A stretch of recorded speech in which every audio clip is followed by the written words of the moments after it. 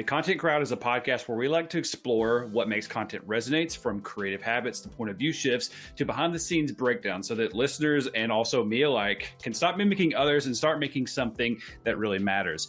Always like to start off these episodes by reminding you that this show is sponsored by Scrappy ABM. Scrappy ABM helps you build repeatable account-based marketing plays and teaches you and your team how to actually own them so that you can bring ABM in-house when you're ready. So go to scrappyabm.com to find out more. I am pleased to bring on a guest who goes by the name of Benji Block. He doesn't go by it. That's his actual name. But this is Benji Block, who is he's a fellow podcaster and videographer and just all around creative. And I'm super excited to talk with him today. I know he has a lot of great things to share. Benji, thank you so much for being here. Awesome, man. Thanks for the invite. Excited to get into this today.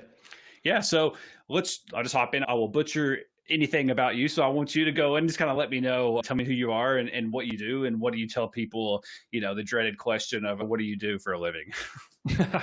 What I tell people I do for a living now is I help companies build impact through video. I think that's the simplest way, the one-liner to get into conversation. But I spent the last 5 years helping build 55 plus podcasts from scratch. I've coached 100 plus basically business leaders on how to get better at communication and specifically use video to grow their business. And I spent years in agency world and had the privilege to work with a lot of awesome companies, organizations. And before that was in nonprofit kind of church world, actually, for a number of years, leading creative teams. So that all sort of led me to jump out, and 2025 was the year of starting my own thing. So I help companies build impact with video through my company, Signature Series, and we do a lot of video podcasts and that sort of stuff. So that's where I sit, if that helps clarify. Yeah, super cool. Yeah, I mean, I'd love to have, after this, have some pointers, have a friendly critique of how I'm doing now. Sure. But yeah, that's cool. So, I mean, I've talked to a few people on here that do video or do like a podcast or do similar. What's like the strongest, I guess, like reasoning for doing a video podcast? Like, I know that typically we think of podcasts as just an audio medium. So what's the benefit of doing both and doing a video version and an audio version? It's like a really important question, and one that I think a lot of people are wondering coming out of COVID. I feel like podcasts in business world specifically, maybe just in general, I don't know about your experience with podcasting, but it just skyrocketed when COVID happened. Yeah. And as businesses were starting podcasting, they were thinking, oh, well, like an audio only platform, this is really easy. We're in people's earbuds, essentially. They're doing other tasks, but we're getting to sort of get our point of view out there. People could get behind that. Other people are starting podcasts just to network with people. And that's also a great play, right, for podcasting. I think the main transition to video is not for everybody, actually. It depends on what your strategy is, as does all things.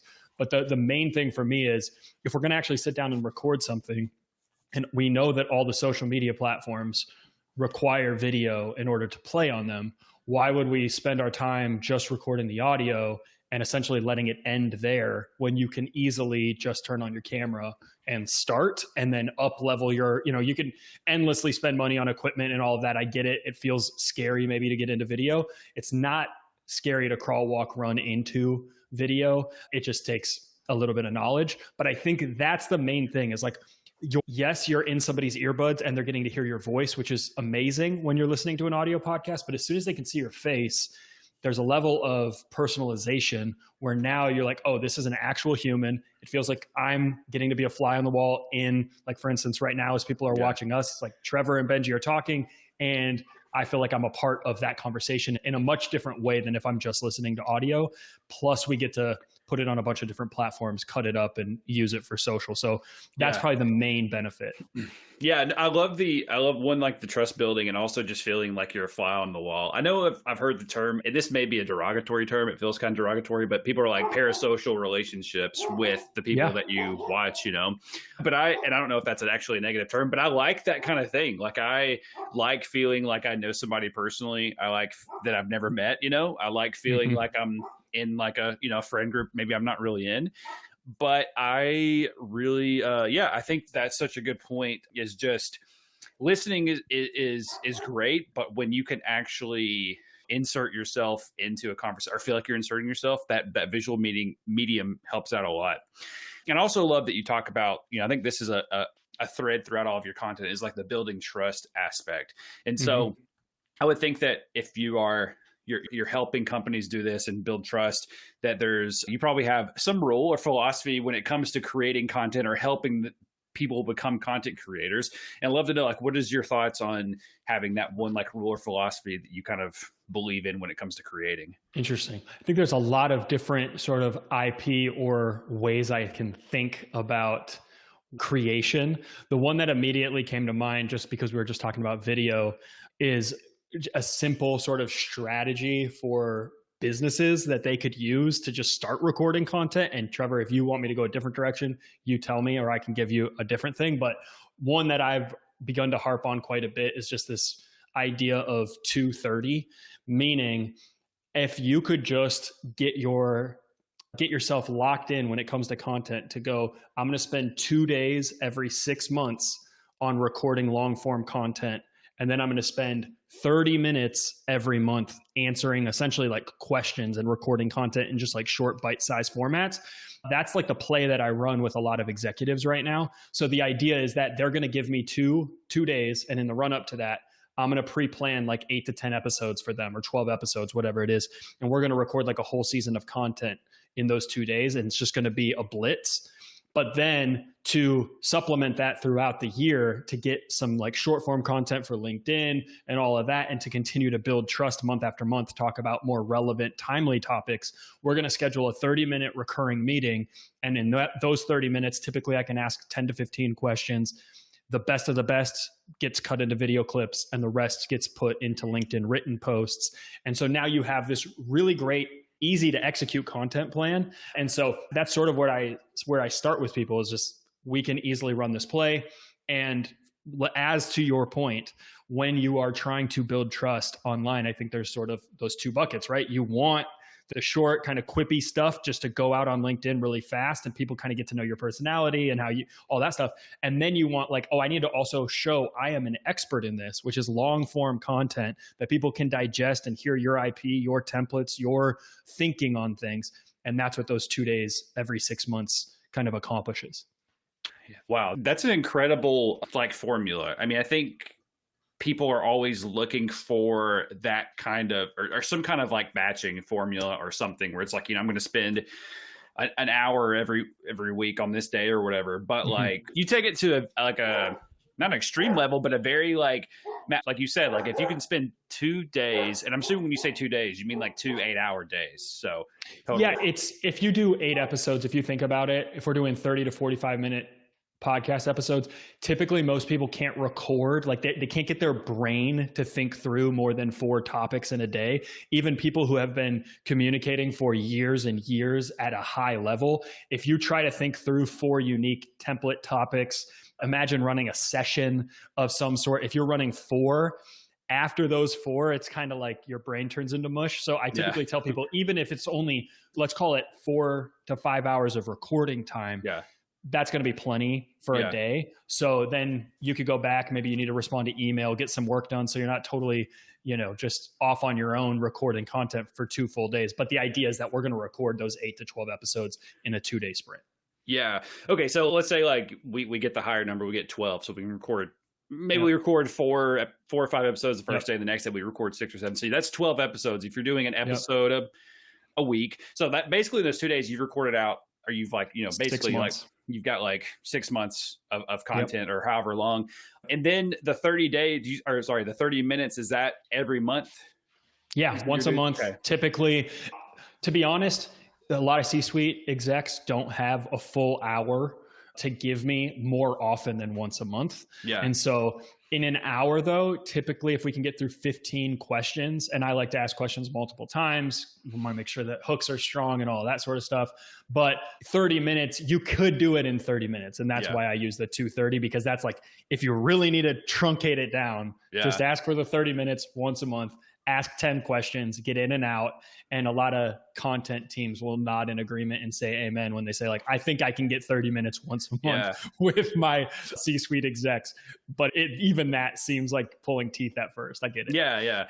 No, I love that, the idea of like 30 minutes is like not a lot of time, but in the same way, if you can bring 15 questions and you can ask them and maybe they get a minute to answer it. And then, by the time you're done, you've spent 30 minutes, you've got 15. I mean, that's enough to post 3 videos a week, for the whole month. And I think like where I see a lot of people getting stuck, and I'm sure you see this too, is that like they go into wanting to create content and it's like 5 times a week or every single day or twice a day. And it's kind of like, you're going to get burnt out on that, or you're not going to have a system in place that's going to like do that. And so like with the 230 system, you're spending 2 whole days every 6 months or whatever, but that's 2 days. And that seems a little bit easier to do than to spend 2 hours every week or even an hour every week. And so you've got the 2 hours the 2 days, in the beginning of the month or whatever, and then 30 minutes every month. And that helps you like have that batch of content. I just really love that idea and that thought, because, I'll sit down to do things like that. And I'm thinking, well, I'm batching, 2 podcast episodes. And then if I can keep them under an hour, I'm lucky, but also I'm kind of getting off on tangents a lot of times and things like that. But sometimes you get too like loose with your ideas. And so the idea of like going super hard one day and recording 2 episodes and then creating all the content from it. And then like by the end of the week, you're burnt out and then you don't post for 2 more weeks, because you sort of, so I love the idea of like batching content in a way that still gives you like the time to do other things. Like you didn't have to, skip going to the gym this entire week to record content or skip like hanging out with your family or whatever that is. Cause I feel like that's the trap. Like, at least for me, that's a trap I fall into a lot of times, where I'll get super into or doing something and everything else sort of falls to the wayside. And then the next week comes around and I skip a few weeks of creating content and I don't stay consistent. But I love that mindset of like, it's like 30 minutes that's what you don't have to do that once a month. You don't have to do it every week or every day, just like once a month for 30 minutes. Like I can do that. I can find 30 minutes a month. If somebody's like just trying to grow their personal brand, so maybe you're listening to this and you're going, okay, well, I'm not like an exec and no one's going to just ask questions to me. So how would I do that? There's 2 really simple ways, honestly. And one, you could just pull up 15 questions, go back and forth with ChatGPT about your niche and find 15 questions. And you just straight up press record on your phone and answer those 15 questions. And it'll take you about 30 minutes. You can do that on your own and then use CapCut or something to cut clips that you're going to use. Yeah. That's one way to do it. You could also just find another friend who's like a content creator and you guys could just go back and forth and ask each other questions or prep questions for each other. So it's not just like there's a lot of different ways to do this method. And obviously to expand on it too, if you want to go beyond like talking head type videos. But I think the philosophy further like behind all of this comes from just a place of realizing over time, over years of doing content, pre-production is by far the most important and often overlooked thing. And it's all the stuff that you do before you hit record that is going to make when you post the content actually impactful and less of a headache for you. And so I think that's where this kind of comes from, is like, you don't need the 230 model in order to do that. You can create whatever you want, but you do need some sort of focus to go, why am I creating what I'm creating? I really want to hone that in. And I want to feel like what we're about to record drives at the end result of what we're trying to get at with. Yeah, that's a great piece of advice. Like you said, even if you're not wanting to use the 230 method exactly, like there's something similar from that you can create, and that pre-production part of like putting those questions together. Because I think the biggest creative block doesn't come from sitting there trying to, in my opinion, doesn't come from sitting there trying to think, what am I going to put on the page? I think creative block comes from you've like set up the camera and you like press record and then you're like, well, what am I going to, I thought that all the ideas would come to me and they're not. And, that's where you get, and I talked about taking a stack of note cards and just writing like one thought, on each card. And then from there, building out ideas. And that's what I use. I literally have a stack of note, they're out too far to reach, but like I have a stack of note cards right there where I've just wrote one thought that I had that came from notes that I took, my phone or whatever, and then just kind of group them together. So the next time that I've got to sit down and I've got to talk about content creation can mean so many different things. Maybe the next time I'm recording, I'm going to talk about content creation frameworks. And it's like, okay, like I have my own, and I have this one that Benji talks about, and I can talk about that. And I have everybody that I've talked to has had some sort of like philosophy or idea when it comes to creating. And so that's like that, taking that pre-production time to think about specifically what the topic I want to talk about around content creation. And then from there, you break in like, what are your content pillars and all those things. But I think like just like taking the time to plan something very minimal. I mean, I think it will provide like exponential growth when it comes to actually creating. Trevor, I can give you another one based on your cards. I feel like this is I wish I could tell you which creator it was that said this, but I was watching a YouTube video like a few months ago now, and they just talked about the 3x3 method. So you kind of have your overarching topic. You think of the 3 main points you want to make in your video, and then 3 mini points for each of those. And that's your video. So it's like, and I even think about that back to when I was running a daily podcast and I was interviewing business leaders, sometimes doing 7 to 10 interviews a week. What I would do is I would just think of 5 questions, and that just having 5 niched down, hyper specific questions. Maybe it was like they made a LinkedIn post. I summarized that LinkedIn post, ask a question. Okay, I have 1 question now, and then 4 more. So it's like very simple, just 5. But I think the same thing is true for the 3x3, where it's like, okay, if I'm trying to get at this kind of main topic and I only have 3 subtopics that I can pick, and then 3 bullet points under each of those, now it's like, that's just such an easy framework of essentially now you have 9 things you're going to say, and then you're going to wrap up. It's going to be over. That's what people need to be thinking of in like pre-production mode is, this is what we're driving at. This is some of how we're going to drive at it. And then obviously if we're going hyper specific with video, the overlooked stuff when you're beginning as a content creator is you think because you have a topic that your pre-production is like 90% of the way done, but you haven't thought of the hook or the first 30 seconds, and you haven't thought about the thumbnail at all. And you haven't thought of, let's call it 3 to 5 different titles potentially for YouTube. I think that's what I'm talking about when I'm talking about pre-production, is that all of that sort of bucketed together. Yeah, no, I love that, because I wrote that down, the 3x3. I'm going to look that up, because I think I do that subconsciously already, but like for some reason there's like something about the number like 3 always seems to, because a lot of things that I talk about when people, I don't typically like coach people on like video like you're talking about, but I have people that ask for advice, and it's like, well, what are your content pillars? Like, you really need to nail down 3. And it's like, well, I want to talk about finance, and I want to talk about minimalism, and I want to talk about coffee. And it's like, where does coffee fit into that? Like, I think that third one is kind of weird. Let's try to, maybe there's a lifestyle element that we can break into, but like, find your 3, and that's the 3. You want 3 things that people can relate to you. If you just focus on finance, that's awesome. People, you'll have finance people, but finance and minimalism kind of go together. And then finance and minimalism and, I don't know, like organization, those kind of things kind of go together. And you've built those 3 like content pillars. And then from there, like you said, you think of 3 topics, and I think subliminally while you're recording, even if you haven't like written out a full script, knowing that I got to talk about, I had these 3 titles in mind, I think it also just like helps your mind stay on track of like, these are the things that I'm going to talk about. I think that's, you also realize with titling after the fact, because I have been A/B testing my titles on YouTube a lot. I promise there's so many more ways to title a video than you think. When your head kind of gets locked into like, this is the topic, so this must be the title. But then if you, even using AI for this, go to ChatGPT, you could either give it the full transcript of your video, or you could just give it the first, call it minute, and say, give me like 20 titles based on, and credit to Jake Thomas for this, but based on fear, curiosity, and desire, those 3 human emotions, give me different title options, and then just change it out like every week, even for your old videos.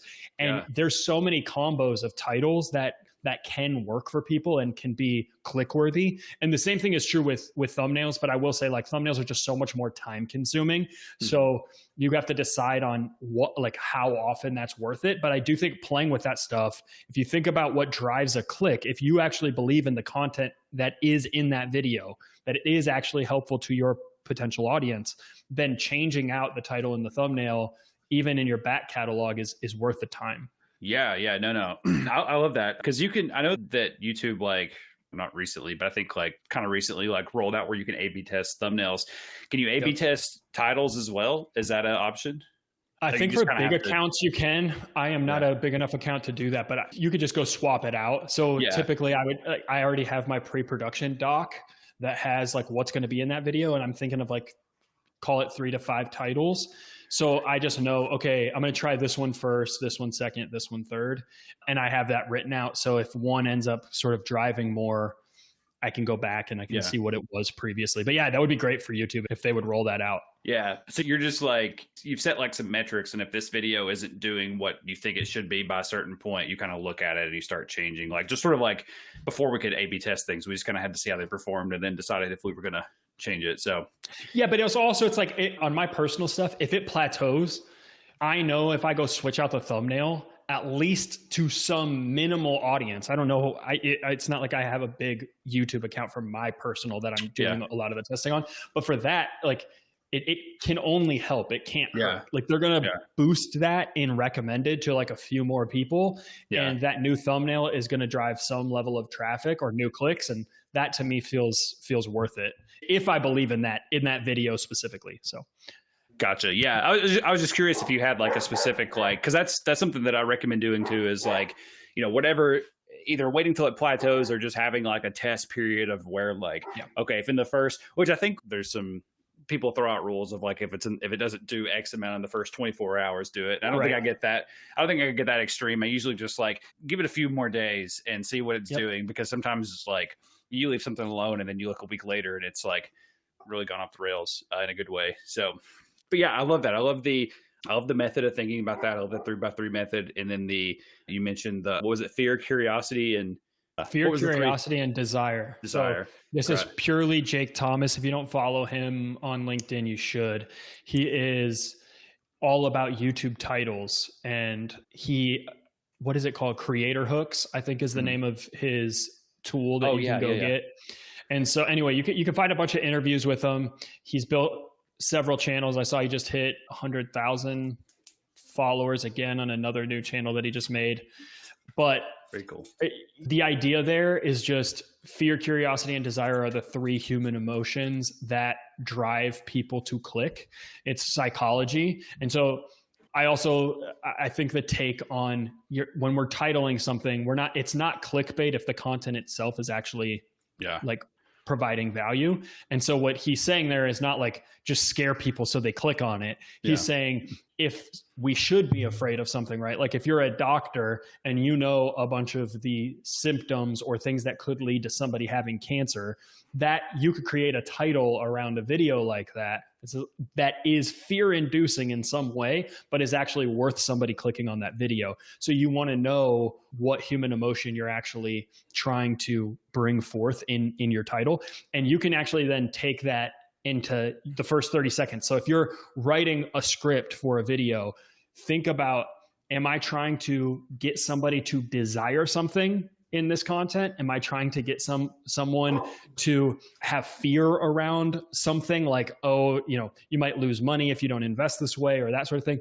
And then curiosity, that's a great one to tap into, where it's like, you'll see this on TikTok a lot, where if somebody has like a book that they're recommending, they don't show the binding of the book in the video, they flip it around, whatever. That's just because that's a way to open a loop in your head where now curiosity is going to be sparked. And so curiosity, fear, desire are the 3 human emotions that are best to tap into. Yeah, I think people get maybe like turned off by either not like by clickbait, but maybe like they're afraid of using clickbait in their content, like even just for writing like an opening line to your LinkedIn post. And it's like, you mentioned this a few times, but it's like, if you truly believe that what you're writing or what you're creating is helping somebody, you should want to make sure it grabs the right, the right attention or the right emotion if we're, you know, looking at the fear, curiosity, and desire. So I think that is a great point that, like, you know, when you're trying to create content and you're trying to do your best and you're putting all this time and effort, you want people to see it. And there's nothing wrong with that. There's nothing wrong with making it. As long as you're delivering, people will stay. You're building that trust. As long as you're delivering what the promise is or what the fear is or the solution to whatever you've introduced, that loop you've opened, then it's a great formula to do that. Well, and real quick on this, I think in video content specifically, and because there's so many people who are just, I don't want to call them snake oil salesmen kind of, but there's so many people who are just creating content to try to tell other people how to go viral. I don't want to be that kind of person. It's not the type of video that I even create, but I think around hooks specifically, because you hear so many people talking about hooks, I roll my eyes. I get sick of hearing that. And the truth is, people have been trying to get people's attention for millennia. Go back as far as you want before video was ever a thing.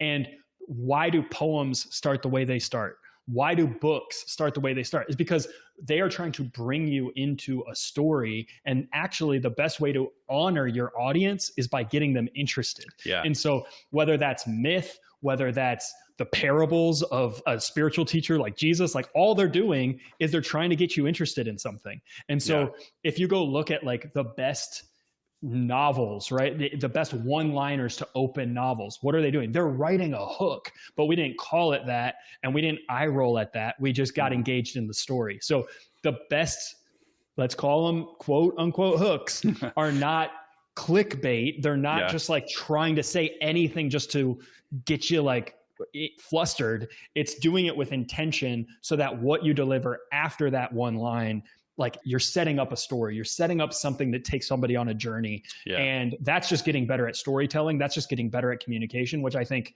humanity is better off if we do that, but not when we just do it for the sake of like, oh, if I get somebody to watch the first 7 seconds of this video, it's going to make me go viral. It's like, there's just a disconnect, I think, in video world because of TikTok and YouTube shorts and all that. Yeah, no, that is, I mean, that's a great point. I mean, think about how many books you've read, or I mean, even just movies you've watched where, you know, chapter 1 or the opening starts in the middle of like an intense scene, you know, and this might be like kind of out of, you know, maybe too low of a reading level, but like I always loved the series of Unfortunate Events books growing up, too. You know, and those start like each chapter starts with like the perilous part, you know, the part that's like crazy and they're hanging off of a cliff or whatever. You know, that's why people usually skip over the introductions or like the preludes of books, because chapter 1 starts usually with something pretty intense, you know, and you go back and read the prelude later if you want some more context. But like, even with that, like, I love that you mentioned that. I love, like, honestly, I've everything you've said, I've really enjoyed, because I love the way you're framing things, because, you know, creating, you know, if you're a content creator, I mean, everybody consumes a lot of content, but I feel like as content creators, we're consuming in a different way, maybe consuming a lot more, but also you're just kind of seeing these things and you're like, you know, you immediately smell, you know, when something is awry in a video or something, and you're like, oh, they're gonna, you know, here's another, like, I mean, just on TikTok, every TikTok I've seen the past like 3 days, and like, here's 3 things you should do in December if you want to like go viral. And I'm like, at this point, like, what is the point in virality at this point? You know, like, there's just like, can I give you one right now that I'm so frustrated by? Yeah, okay. Please. So I love My First Million. So I'm not here to rag on My First Million, but Sam Parr, I've been following him for a long time. And just recently they recorded short form content for him. And so I don't know if I saw it on like Instagram stories or LinkedIn. I saw it somewhere, right? No. Where they posted a behind the scenes thing. And he basically was saying like, we're going to test if I hold a spatula with a mic attached to it, will I get more views than if I just wear it? Yeah. And the first thing I thought was of Alex Hormozy. I think it was like 2 years ago now, but I'm horrible at time. So it might be sooner or further away. I have no idea. But I remember Alex saying for a while, he just tried to Mr. Beast his channel. Like did all the crazy stuff, tried to get as many views as possible. And his true focus, his true care, his true intention, his true purpose has always been for the business community. Mm-hmm. And then he went and all of a sudden he was chasing views. He was getting way more views, but it was people that he ultimately couldn't really do business with. And it wasn't his ideal audience. And I thought the same thing about Sam just in the last few weeks, where I'm like, obviously he knows way more than me. He's built a big audience. He's trying to continue to scale something. So maybe it's just all about views at this point. It's just, I sniff something there where I'm like, I personally don't really want to be the video guy who's testing if holding a spatula is going to get me more views than not holding a spatula. Yeah. One thing I do want to say, that's so funny because I like during COVID, I hosted like a video show with just like friends on Facebook where I like reviewed albums and stuff. And I can probably find like a screenshot and send you, but I always had up my lapel mic on a spatula, like on like I'm anti if the content is just, if that's what we're micro testing, I think that's where I lose interest. I totally have fun, dude. Have fun. That again, that doesn't, I don't think that translates to your point. I don't think that translates to like the typical business audience that's probably watching that is trying to make better videos in a business context, probably, or an educational context. And like, he's like, oh, well, I did get more views holding a spatula, and then they go and do the same thing. Maybe they do get more views, but again, like, it's probably not going to be the right audience. I mean, at some point, like, you have to think like, yeah, you know, those numbers look awesome. Those vanity metrics look awesome. But like, if I'm, you know, who's liking this? Who's looking at this? A bunch of fake accounts or a bunch of bots or just like people who just like, I got boosted in the algorithm and, you know, whatever, but it doesn't translate to, it's not going to keep the lights on, you know? Right. And even if, you know, even if you're lucky enough to have a platform or, you know, an account on a platform and you're getting enough views to make like AdSense or something like that, that still doesn't, you know, building the loyal audience is what is most important. I have friends that have, you know, they're like full-time YouTubers, but like, they're not like focused on the AdSense, you know, there's other things and they're providing real value and they have 10,000 subscribers, you know, and are able to do this full time because they think about it in that way. They're not going after like, you know, obviously like titles and thumbnails and all those things that you mentioned are super important. And we want to do that so that we create the best content for the people and that the people who are looking for it find it. But at the end of the day, like, you know, if I'm putting all my effort into, you know, just trying to go viral on TikTok or whatever, like I've lost the path to actually creating content for somebody that's meaningful. And I think that therein lies a question, like going back to the Sam example, it was really fun when I was in high school, kind of making content, not thinking about the total view count, but just making videos because I loved making videos. Yeah. And we would try stupid stuff all the time. I would gladly have attached my mic to a spatula because I thought it was funny. And I think, honestly, if I think it's funny, other people might think it's funny, right? But then you can get to a place of gamification where it's like, if you go watch some of the top channels that are telling you how to make content, they'll be like, yeah, well, if you hold a cucumber or you hold some random object for your whole video, like that'll get you more views. Yeah. And that's where my brain just kind of has an alarm going off of like, get back to the intention and the purpose and the focus and the strategy, because just looking for the next tip and trick. In the same way, I would say, going back to the 230 model, the 3x3 stuff we talked about, any of the strategies, like the tactics themselves, that's a layer up from like the philosophy under it and the values that you hold as a person and what you deeply kind of care about and want to put out into the world. And I think a lot of people will look back at their content that they created just trying to use the tips and tricks, and they'll kind of cringe at some of it because it wasn't really them. And I think the pursuit of making content that's more human and more us it makes video more fun. I'll say that. It makes creating more fun when you feel like you can just be you. I mean, I'd love to give a tip about holding things. I think if you want to hold something that's really going to boost your video's value, hold a whiteboard, you know, hold a notebook where you're writing, or I don't know if you can see this, tape up something to your door and write on it in a video to get a point of, like, I think like, that's like, forget the cucumber or the spatula or whatever, like put the value, like if you're just trying to fill up space and you're just trying to have somebody immediately. I mean, there's one guy that I follow on YouTube that does like zero editing. He is just in front of a whiteboard talking and writing. And I'm like, that guy has a lot of value, you know, like he doesn't do anything. Obviously, like there are outliers like that all around. But I think like if you're looking for the thing that's going to maybe not boost your videos like views, but boost the value, like start doing those kind of things, like that they're actually, if you got to hold something random, hold a whiteboard or a notebook or something, give people something to like really take away from it. Yep. That's fun. That's good. So I'm going to wrap up with our typical question I ask everybody. I think we've probably covered this throughout all of these, but I'll let you have sort of the last like bit of like, this is what I want to, like end on. But it is, what is the one hill that you'll die on when it comes to content? I feel like this was in the survey and I have no idea what I answered. Well, I would say that like I would say that everything we've talked about has been encapsulated. I will say that when we did pre-production before this, I'll just say you answered this question, but you basically said that you don't want to be in an arms race for people's attention. Attention is the important resource, and I want to respect people's time. More is not better. So I think like we covered all this basically, but I think if you could encapsulate all that in one, what would it be? Yeah, I'll encapsulate it this way: more pre-production. I think that's the best way of thinking about it. Pre-production, maybe you even sub that word out for strategy. Why are you doing what you're doing in any type of content, whether that's written, video? I see this with teams, but I think we have the same internal war where in teams, what happens is multiple people, multiple stakeholders have different visions for content. So it keeps changing and we don't really know what we're driving towards, what we're aiming at. And then at a personal level, when we're creating content, maybe we're trying to just like do something personally that we're proud of. We have competing things internally. Oh, do I want to do this? Do I want to be known for that? Is this something that I feel like I'm an expert in? And so your multiple stakeholders in your head are arguing with each other.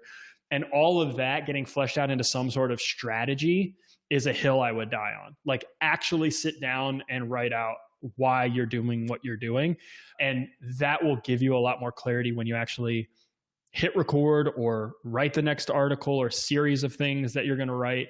Because I think clarity is helpful for you as the creator, but then ultimately for your audience as well. Like clarity is what resonates, right? So more pre-production in every sense. Yeah. Great piece of advice to end on. Do you talk about these kind of things on like your YouTube channel? Do you go over? So funny enough, Trevor, I do not. And I will tell you why.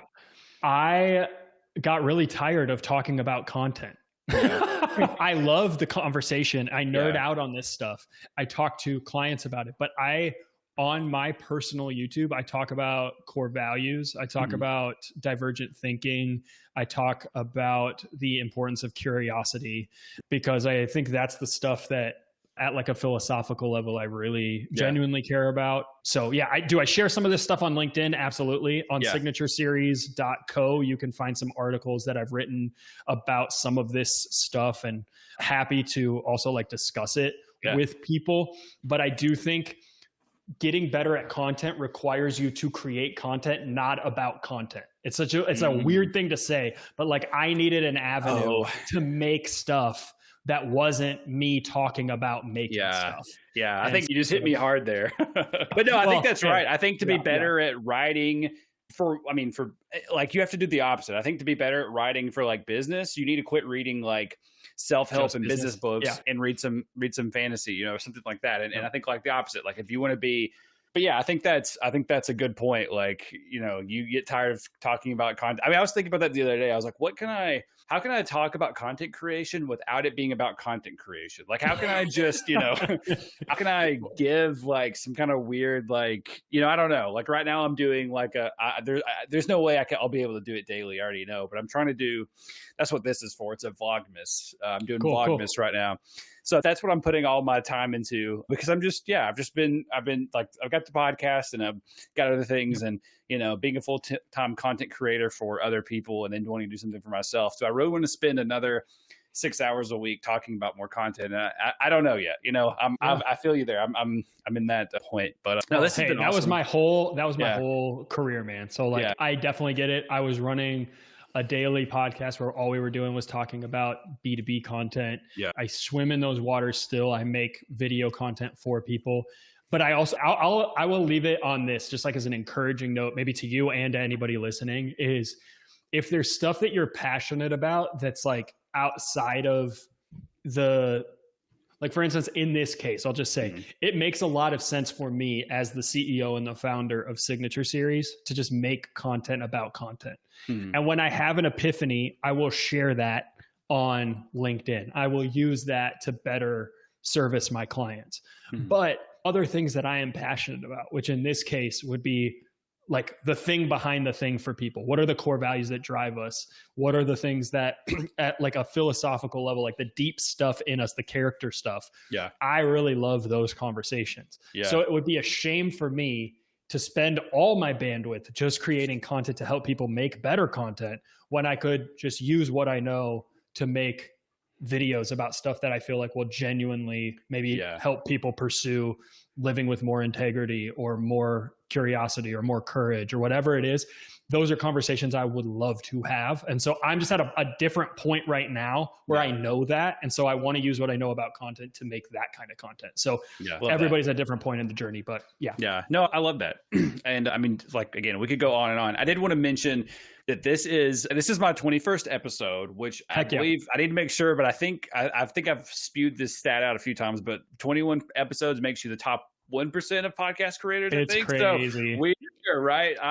Thank you so much for being my 21st episode. I am. It's like we should have a drink or something since it's. I know. I was now. Like, I really, I really was like, oh, I need a balloon or something to like pop. I used to do that on videos where I had like a balloon full of confetti that I would pop and there was like something inside of it, but the confetti never goes away. I mean, there was like my vacuum like 2 years later still has confetti in it. Anyway, I'll do something crazier for that later. But I thank you again so much, Benji, for being here. I think you're super busy and I appreciate you giving me the time to chat through this and giving some super great advice. I mean, you're definitely, if you have the time in the future, I'd love for you to be a repeat guest because I think there's a lot of other ways that we can go into it. Because I'm also interested in how this podcast has evolved, especially with my solo episodes. I've kind of got a little bit more like thought-provoking on what I'm talking about because talking B2B and talking content is great. But, you know, sometimes I want to know, why do you want to create content? Or how can you communicate what you truly enjoy and what you truly love and in a way that fits into your realm? So I think I've got to go find your YouTube channel because I think I need to start watching some of that. So awesome. Well, thank you so much for being here. And thank you all for watching. We'll hang out with you next week.